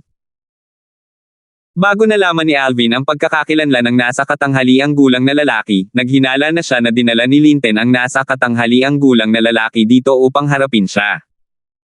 Ang lahat ay tulad ng inaasahan niya. Pagkarating niya sa Enforcement Hall, may dinala si Linton para maghanap ng gulo sa kanya. Bagamat hindi nila siya kayang patayin o pilayin, maaari pa rin nilang pahirapan siya sa iba't ibang paraan. Alvin, nagkita tayong muli. Tumingin si Linton kay Alvin na may nakakalokong ngiti sa kanyang mukha. Nag-aapoy ang kanyang mga mata habang nakatingin kay Alvin. Para bang nasusunog ito sa anumang bagay. Sa kasalukuyan, si Linton ay hindi na mapagpakumbaba tulad noong humingi siya ng tawad kay Alvin. Siya ay saplade na para bang nakamit na niya ang kanyang layunin. Naglakas loob lang siyang harapin si Alvin dahil kay Devon. Kasama si Devon dito, tumayo siya ng tuwid ang likod. Kung wala si Devon, hindi siya maglalakas loob na kumilos ng mayabang. Tama. Nagkita tayong muli. Nanatiling kalmado si Alvin nang makita niya kung gaano kamayabang si Linton. Mukhang hindi siya natakot kahit na nakahanap si Linton ng isang katulad ni Devon na tutulong sa kanya. Nagalit si Linton nang makita niya kung gaano kalmado si Alvin. Gayunpaman, pinilit pa rin niyang ngumiti sa kanyang mukha habang nagtanong, Alvin, alam mo ba kung bakit ako pumunta dito ngayon? Bueno, nakahanap ka ng tutulong sa iyo na turuan ako ng leksyon, walang pakialam na sagot ni Alvin. Alam mo, natigilan si Linton nang marinig niya ang tugon ni Alvin. Dahil alam mo kung bakit ako nandito, hindi ka ba natatakot? Marahil, hindi mo kilala ang taong nakatayo sa tabi ko. Kilala ko kung sino siya. Walang pakialam na sabi ni Alvin habang nakatingin sa nasa katanghaliang gulang na lalaki na nakatayo sa tabi ni Linton, siya si Devon, ang unang Silver Flame Elder ng Enforcement Hall. Ang mga salita ni Alvin ay nagulat kay Linton at sa ilang Bronze Flame Elder na nanunood sa gilid. Paano siya mananatiling kalmado kahit nakilala niya si Elder Devon? 2046. Bagamat hindi nabigla si Devon tulad ni Linton at ng ilang Enforcement Hall's Bronze Flame Elders na nanonood sa gilid, nagbago ang kanyang tingin nang tumingin siya kay Alvin. Hindi siya pamilyar sa pangalang Alvin dahil narinig niya ang tungkol sa mga bagay na ginawa niya pagkatapos niyang pumasok sa Fire Worship Sect.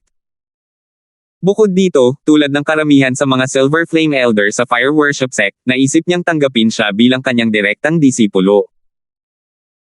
Gayunpaman, ibinasura niya ang ideyang ito nang malaman niya na si Alvin ay may isang master na isang sectless cultivator at hindi siya tatanggap ng isa pang master maliban kung kumuha siya ng pahintulot mula sa kanyang amo. Ang balitang ito ay matagal nang kumakalat sa mga matataas na opisyal sa Fire Worship Sect, kaya naman alam niya ang lahat ng ito.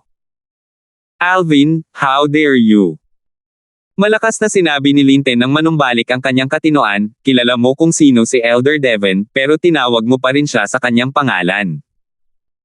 How dare you be so disrespectful to him? Malamig na tiningnan ni Devon si Alvin matapos magsalita si Linton.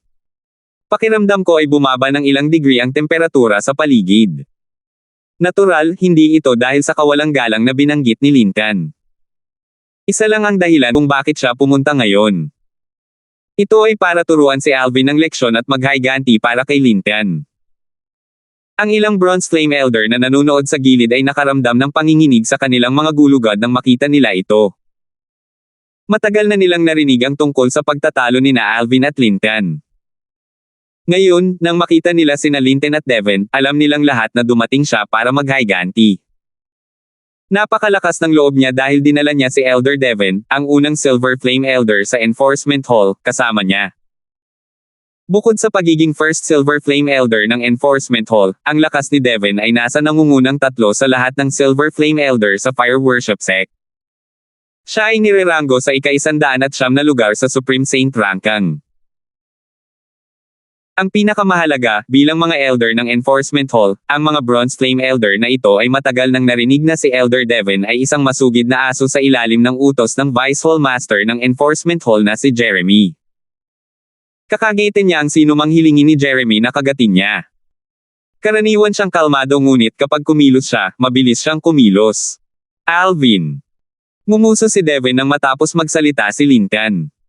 Humakbang siya pasulong. Ang kanyang mapang-api na aura ay lumabas sa kanyang katawan at binalot si Alvin na para bang sinusubukan siya nitong durugan. Sa kasamaang palad, ang aura lamang ng isang powerhouse sa fourth form of the Saint Celestial Stage ay hindi makakaapekto kay Alvin. Hindi na niya kinailangan pang pakilusan ang Sun Saint energy sa kanyang katawan.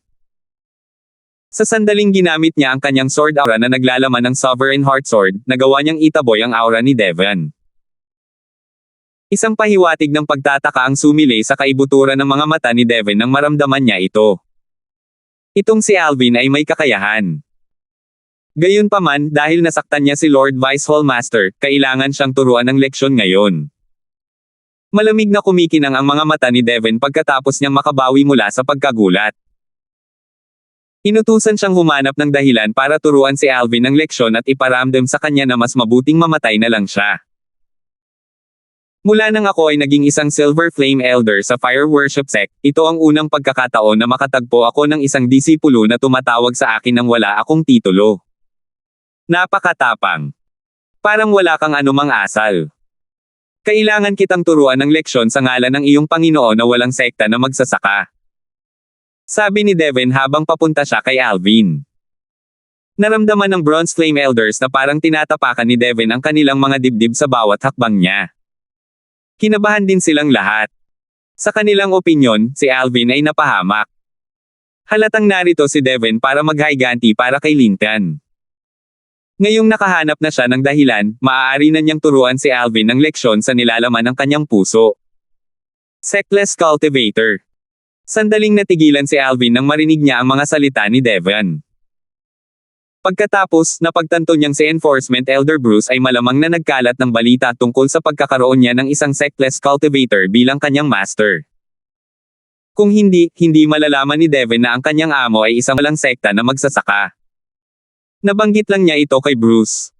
Sinabi rin niya sa kanya na hindi siya tatanggap ng isa pang master maliban kung nakakuha siya ng pahintulot mula sa kanyang amo. Sinabi ito ni Alvin kay Bruce dahil, noong panahong iyon, gusto siyang irekomende ni Bruce na maging disipulo ng Sanctum Leader ng Black Turtle Sanctum. Sa kasamaang palad, siya, si Alvin, ay mayroon ng master. Ang kanyang amo ay ang Sword Saint, Feng Qingyang. Bagamat hindi pa niya nakilala ang kanyang amo, nakaramdam siya ng labis na pasasalamat sa kanyang amo. Ang Supreme Sword daw mental cultivation method na Sovereign Heart Sword na iniwan ng kanyang amo ay nakatulong sa kanya na makamit ang kanyang naabot sa ngayon sa maikling panahon. Ito ay mabuti. Dahil ipinakalat ni Elder Bruce ang balitang ito, sigurado akong walang nag-aalala tungkol sa pagiging Panginoon ko, naisip ni Alvin sa kanyang sarili. Sa sandaling ito, hindi nasaktan si Alvin na ikinalat ni Elder Bruce ang tungkol dito, ngunit bahagyang nagpapasalamat siya.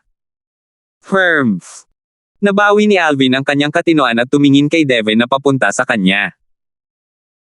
Malamig ang mga mata ni Alvin habang sinabi niya, siya na may isip na bugbugin ang isang aso ay madaling mahanap ang kanyang tungkod.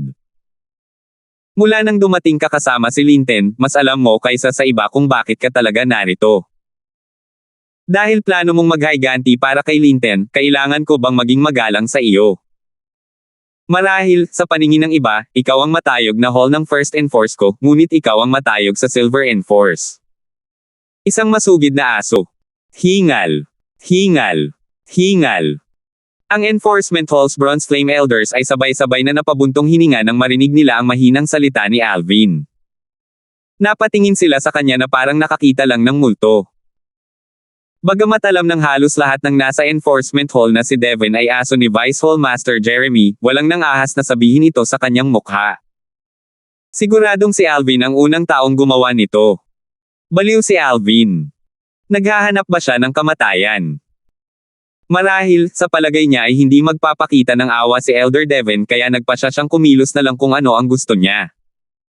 Ang ilang Bronze Flame Elder ay tumingin kay Alvin ng may simpatiya. Nang marinig ni Linten ang mga salita ni Alvin kay Devon, saglit din siyang natigilan. Halatang hindi niya akalain na baliw si Alvin para kausapin si Devon sa ganitong paraan at tawagin siyang masugid na aso. Alvin, hindi mo masisisi ang iba kapag ikaw ang naghahanap ng kamatayan. Tuwang-tuwa si Linten habang nakatingin kay Alvin. Halatang natuwa siya sa kasawian ni Alvin.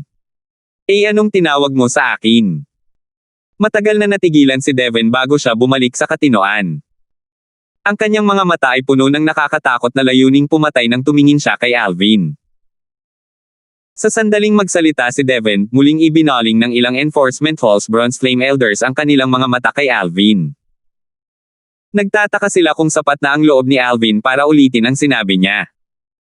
Mabilis nilang nakuha ang sagot sa kanilang tanong. Sinabi ko na sa aking mga mata, isa ka lang sugid na aso. Naririnig mo ba ako? Kailangan mo ba akong ulitin? Malamig na sagot ni Alvin. Walang pag-aalinlangan siyang nagsalita. Ang mga salita ni Alvin ay nagdulot ng panginginig sa pagtakbo ng mga gulugad ng matatanda ng Enforcement Hall. Sa kanilang opinyon, si Alvin ay baliw. Naghahanap ka ng kamatayan. Kitang-kita ang kasiyahan sa mga mata ni Linten. Naghahanap ka ng kamatayan. Sigaw ni Devon nang marinig niya ang mga salita ni Alvin. Sa susunod na sandali, ang kanyang katawan ay gumalaw patungo kay Alvin na parang kidlat.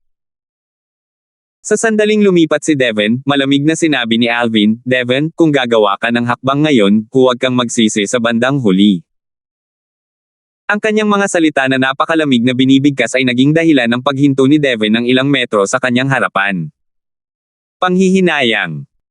Pinipigilan ni Devon ang galit sa kanyang puso habang nakatingin kay Alvin ng maingat. Malamig niyang tanong, anong ibig mong sabihin? Huwag mong sabihing mas malakas ang suporta ni Alvin. Ang ilang Enforcement Halls Bronze Flame Elders ay nag-isip sa kanilang sarili. Kuya Devon, huwag kang maniwala sa kanya. Mahilig lang siyang sumipa ng alikabok. Gumawa ka. Turuan mo siya ng tamang leksyon. Tumanggaw si Linten na nakatayo sa malapit. Sa sandaling matapos magsalita si Linten, malamig na kumislap ang mga mata ni Devon habang naghahanda siyang muling kumilos. Gayunpaman, biglang humagalpak ng tawa si Alvin. Gulat na gulat pa rin ang lahat nang bigla na lang siyang tumigil sa patawa. Mabilis na huminto ang halakhak na tila ulan. Devon. Malamig na tiningnan ni Alvin si Devon habang sinabi niya, mas mabuting pag-isipan mo ito ng mabuti. Maaari mo lang akong pahirapan ngunit hindi mo ako mapatay o mapilayan. Kung maglakas loob kang kumilos sa akin, ibabalik ko kay Linten ang lahat ng ginawa mo sa akin. Nang makarating siya sa dulo ng kanyang pangungusap, lumingon siya para tingnan si Linten. 2047. Nanginig si Devon nang makita niya ang malamig na tingin ni Alvin. Pakiramdam niya ay nahulog siya sa isang butas ng lasaw. Samantala, bumungad kay Linten ang lagim. Hindi sumagi sa kanyang isipan na maglakas loob si Alvin na bantaan ang unang Silver Flame Elder ng Enforcement Hall na si Devon. Naglakas loob siyang banta si Devon gamit siya. Huminga siya ng malalim habang nakatingin sa mga mata ni Alvin. Nakita niya ang hindi natitinag na determinasyon sa mga mata ni Alvin kaya hindi siya nag-alinlangan sa kanyang mga salita. Sa sandaling ito, nagsimulang bumangon ang takot sa kanyang puso. Nakaramdam siya ng kaunting panghihinayang na hinanap niya ang kanyang ama para makakuha siya ng tutulong sa kanya sa paghihiganti. Kung hindi niya ginawa iyon, wala siya sa ganitong kalagayan. Mahirap para sa kanya na pakawalan ang sarili mula sa sitwasyong ito ngayong umabot na ito sa puntong ito. Swoosh! Bumangon din ng takot kay Devon nang marinig niya ang mga pagbabante ni Alvin. Katulad ni Linten, hindi niya inaasahan na ganoon kalakas ang loob ni Alvin para banta siya gamit si Linten. Wala siyang pagpipilian kundi seryosohin ang mga banta ni Alvin. Marami nang naranasan si Devon kaya nasabi niyang si Alvin ay hindi gumagawa ng walang laman na pagbabanta. Kung wala kang pakialam kay Linten, hahanapin ko ang mga malalapit sa iyo. Baka ang mga anak mo o ang mga direktang disipulo mo. Tamang-tama ang pakikitungo ko sa kanila kung paano mo ako tretuhin ngayon. Malamig na sabi ni Alvin habang lumingon siya kay Devon. Maliban na lang kung papatayin mo ako ngayon, magiging bangungot ako sa mga malalapit sa iyo sa hinaharap.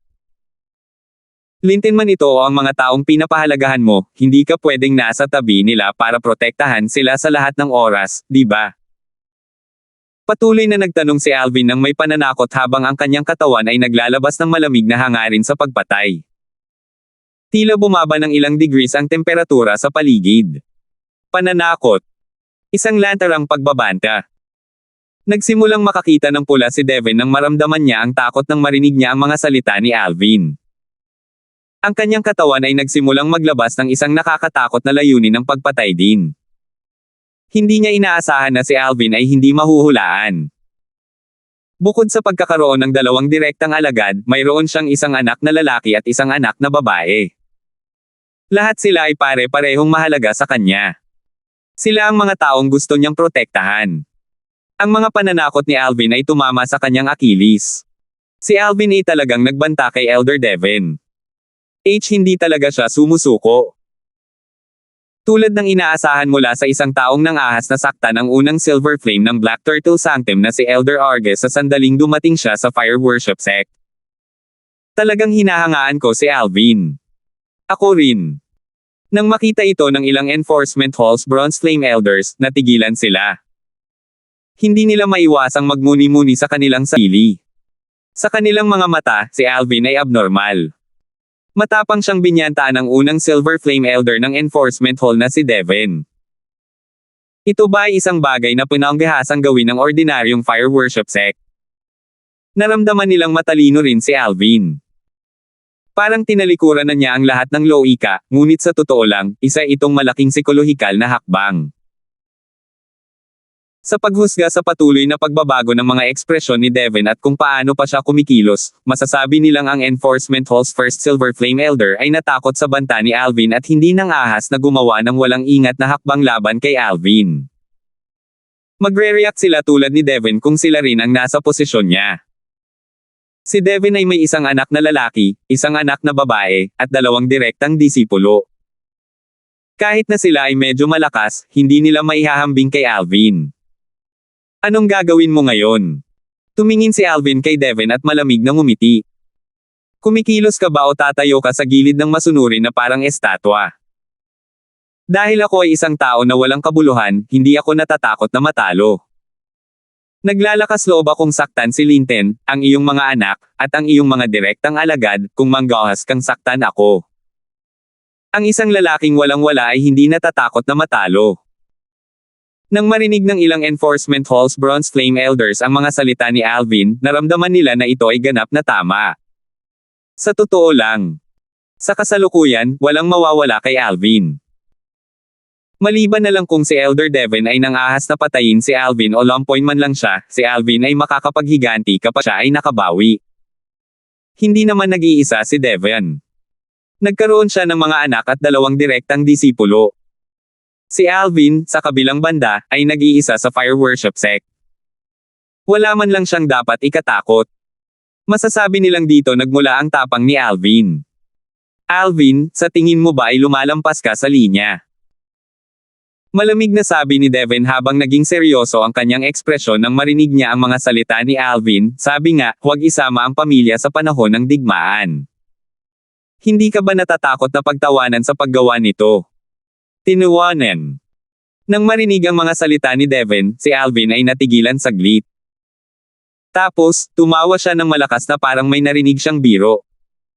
Devin, may karapatan ka ba talagang magsabi ng mga ganyang salita sa harap ko? Naging malamig ang tingin ni Alvin habang sinabing may malamig na ngiti, hindi pa kita nakilala bago ito. Sa sandaling lumitaw ka, gusto mo akong salakayin. Hindi ka ba natatakot na pagtawanan dahil sa pang-aapi sa isang tunay na disipulo gamit ang iyong katayuan bilang Silver Flame Elder ng Enforcement Hall? Kung hindi ka matatakot, bakit ako matatakot? Iyon lang ang kailangan kong sabihin. Biglang nagbago ang tono ni Alvin nang ipahayag niya ng walang kaunting pag-aalinlangan, maliban na lang kung papatayin o pilayan mo ako ngayon, kahit isang hibla lang ng buhok ko ang hawakan mo, hahanapin ko ang iyong mga anak at direktang mga disipulo para sa isang friendly match. Pananakot. Isa na namang tahasang pagbabanta. Gayunpaman, gaano man kagalit si Devon, sa harap ng mga pagbabante ni Alvin, hindi man lang siya ng ahas na umutot. Nang makita ni Alvin si Devon na nakatayo, naglakad siya patungo kay Linton habang sinasabi niya, mas mabuti kung masunurin kang tumabi at maging isang estatwa. Bang! Bang! Walang nakakaalam kung sinasadya ni Alvin, ngunit nang maglakad siya, naging sanhi ito ng panginginig ng hangin at lumikha ng malalakas na ingay. Agad na bumungad kay Linton ang takot nang marinig niya ang mga ingay.